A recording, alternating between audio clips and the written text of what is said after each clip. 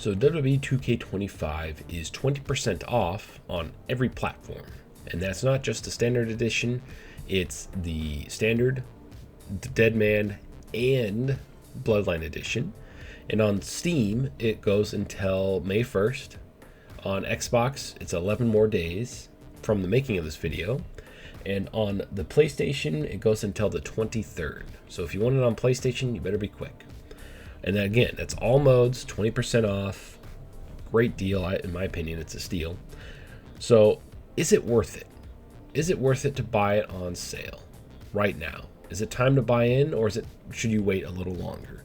That's what this video is for. It is to try to help you decide whether or not you should buy it now, or if you haven't already, or wait for an even deeper sale down the road. So I'm going to list the pros and cons currently of the current model of the game. They just had a huge patch that fixed a lot of stuff. So in my opinion, yeah, it's time to buy it if you want to buy it. If you have any inclination of wanting to buy it or any interest, I'd say buy it now. But I want to give you all the facts, everything, and then you can come to your own decision. Anyway, so number one, the pros. We're going to start with the pros first, and then we'll get into the cons, and then you can make your decision. All right, so the pros first.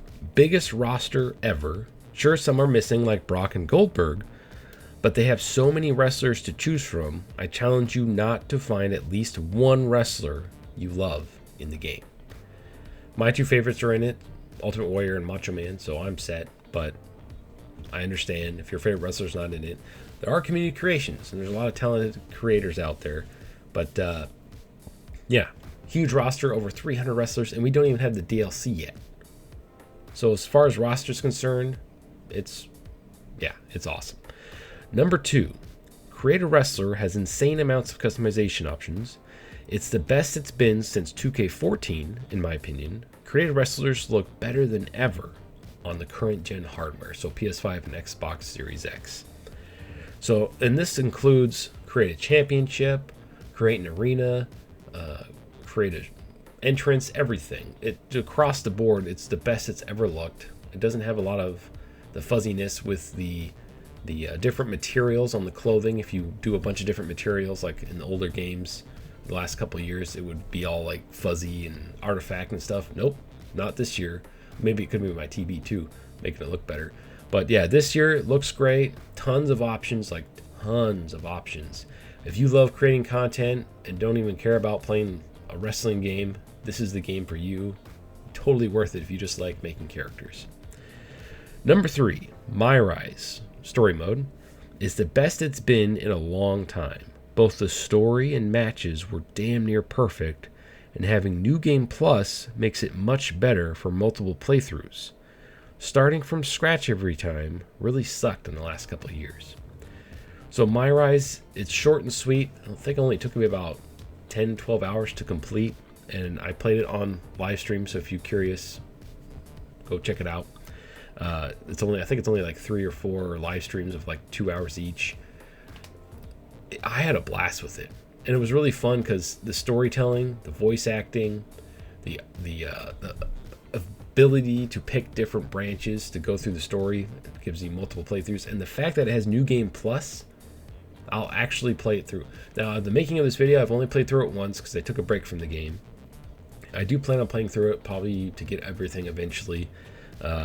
But the fact that you can just continue with your Create a Wrestler with higher stats, and the story's different each time. I think eventually you're going to run out of options, but the fact that I like how they designed it this year. You get to take your two Create a Wrestlers, put them in there, have them interact, have them wrestle.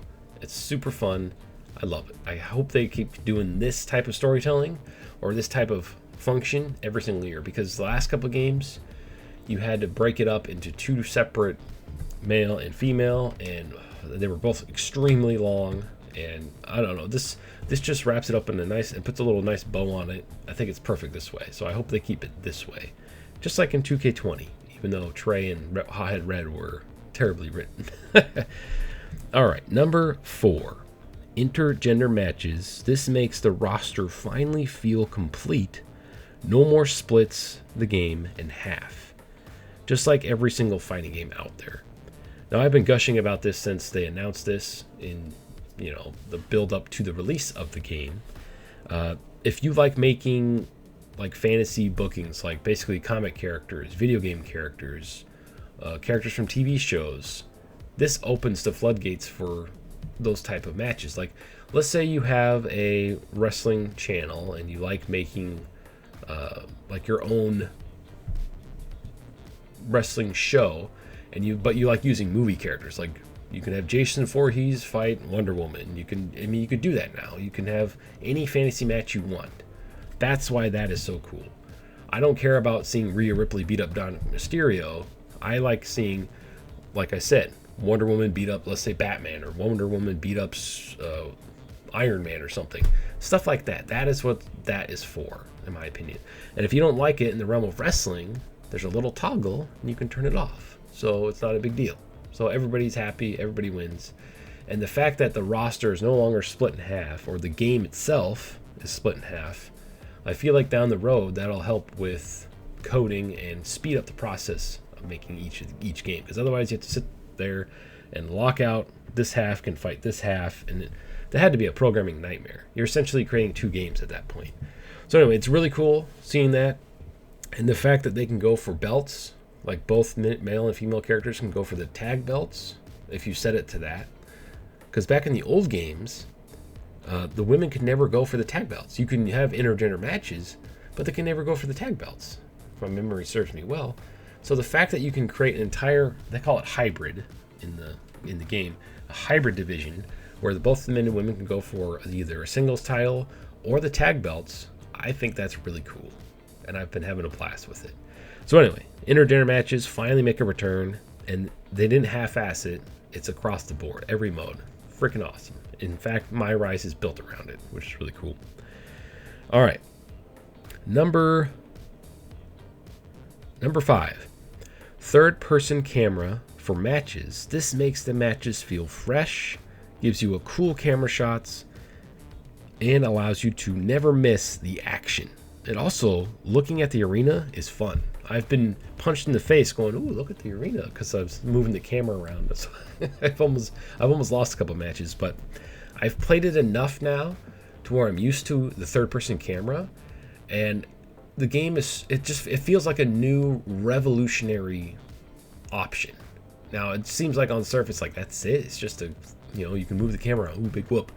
But being able to move the camera around and get every angle while you're playing, like if you want to see, unless you have like the action, I think it's called the action camera on, where it automatically makes the camera go to the best shot. You can turn that off too. You can adjust the camera around. Like I had one of my wrestlers fight the other, and in the finish of the match, I think I gave him the tombstone or something. When he did the pin, I just had the camera go around like this really slowly, and it looks really cool. As the ref was counting, you get that like matrix camera going around. It just looked really fun. I love it. I love the third person camera. I'm never going to turn it off, and I'm going to master the game on legend difficulty with the third person camera on. So if you love like being able to see all the action instead of basically looking through the ropes with the base camera, I think it's cool. Especially if you have matches where you go around the entire arena, instead of it zooming way out when you get separated, you can just adjust the camera like a third-person game. I was really hoping they'd add this, like, in revenge mode for WrestleMania 19. If that game had a third-person camera, that would have been a lot more fun. That would have been way more fun. Anyway, so, third-person camera is freaking amazing. I encourage you to try it. I know it's going to be a little jarring at first because you have to use that right joystick, and it still functions as the pin and pickup and positioning of your opponent. All you have to do is hold the where's my controller here? You just hold the trigger down and you can adjust it that way. So super easy. No learning new controls. You just got a muscle memory of, okay, I want to pick them up and not adjust the camera. Boom, boom, up, done. Super easy, super simple. Love the addition. All right. Number 6, to piggyback off of that, interactive entrances. Finally, we can do something during entrances. I know I now look forward to every superstar. I can't read my own writing here. Every superstar's entrance that I get bummed out when the entrance is over because I actually like doing all the different interactions and stuff. Now, to evolve this for the next game, they should take a page out of AEW's book where you can control the pyro too. That would be super fun. Like during Cody's entrance, you should be able to like set off the pyro early or try to get the timing down right. Truly make the entrances fully interactive. That would be freaking fun. And when you have a created wrestler, you can set off the pyro yourself when you want it to go. And that just makes entrances more fun to me. I just think that'd be super cool. I feel like that is the evolution going forward. So being able to do interactive entrances makes me never skip the entrance now because I love doing the camera stuff. And I get, like I said, I get a little bummed when it's over. It's like, oh, it's over, done. Now on to the part where I'm sure a lot of you will just only focus on the negative because that's how we are as a species. We just love negative stuff, especially with the invention of social media. So these aren't like super terrible considering past couple games. But anyway, the cons. We got to talk about it though. So I'm done gushing about the game. Let's get into the bad stuff. The cons. Number 1, Universe Mode had a massive update in the latest patch. However, I've been having issues setting up a intergender or /hybrid show. If you play with default settings, it works like a charm. However, the more you change the settings, championships, divisions, add creative superstars, add custom arenas, it starts to do weird shit. I'll keep playing with it, but for right now, it's still a mess if you want to do a fully custom universe mode. So I'm still messing around with it. Hopefully I'll figure it out. I deleted shows, and once you start deleting stuff and changing things around and moving characters around, moving rosters around, it starts getting a little weird. Like it's like I've created a tag team division like 4 times and it keeps deleting my tag team division because it's a hybrid division, right? So the game can't determine if it's normal wrestlers or hybrid, like male and female tag teams and stuff like that. So I feel like that's an issue they'll probably have to figure out in the next game. Hopefully they can get a patch to fix it this year. But if you just do it like normal, like you have a men's division, women's division, all that stuff, the game, it works perfectly. It works fine. But for me, I'm trying to do a hybrid show, and it's starting to glitch out on me. So keep that in mind. If you just do normal stuff, universe mode is perfect. It works fine, at least so far. But if you're trying to do weird crap like have a unified or what do you call it? Hybrid tag titles, hybrid main event title, then it starts going bonkers. Anyway, number 2. My faction is more streamlined, but it's still the same as last year. Only new thing is persona cards are much easier to get this year. Now, I literally just dipped my toe in this mode, but from what I could tell, my faction has like a clear-cut goal set or play set for you to go through and unlock persona cards. It's not locked to packs only, thank God, because last year that was pretty much what made everybody turn on the game, locking all the persona cards to packs that you'll never ever pay money for. Now they have like this world tour mode where you can play through, do a bunch of matches, do a bunch of things, and unlock the persona cards that way. That's a much better way for that. But it's still my faction, still card packs. It's overall functionality is the same. If you're not a fan of it, you probably won't be a fan of it this year. Personally, I just, after playing it to death in 2K22, I haven't touched the mode in the last couple games mainly because of the fact that you have to start over every year. It's a huge waste of time, in my opinion, so I don't even bother with it. Although if they get some really cool Ultimate Warrior skins in there, I'm going to have to play it. Also Macho Man. Like, I played last year to get Slim Jim, because, let's face it, Slim Jim Macho Man is freaking amazing. But yeah, if they get some Macho Man and Ultimate Warrior skins in there, then I'll have to play it. Number 3 on the cons list is The Island. Great idea on paper, but I've made plenty of videos on how I feel about it. Make sure you check it out. I'll just say I hope you have lots of disposable income. So I'm just going to leave it at that because I made tons of videos on The Island. Number 4, my GM adds online play, but it's bare bones in features. Now I know this is the first attempt at it, and if they put all the features in there, then some of those people playing online would be stuck there for hours. So I think they're trying to streamline the process and take it easy on the servers. But if you're just playing with your buddy, I don't understand why you can't have the full feature set. Number 5, the last thing, and this is a big thing for the community, and that's the lack of cross-community creations with current gen on PC, with PC basically.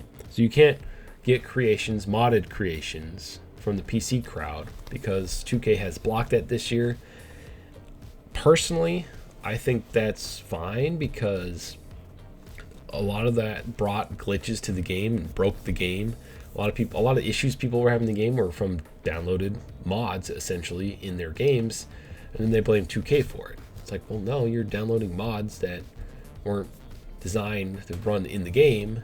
Only the modder knows how to make it function in the game, but they upload it anyway. So that's a thing. So maybe they'll bring that back. I don't think they will, because as soon as they do that, the modders will give away all the stuff on the island for free in the community creations. You know that would happen. Absolutely.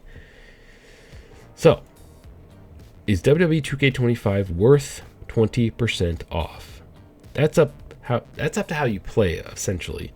For me personally, I say yes. Lots to do in the game, tons of modes, and huge roster of wrestlers that can all fight each other finally. Thanks for watching, and stay frosty.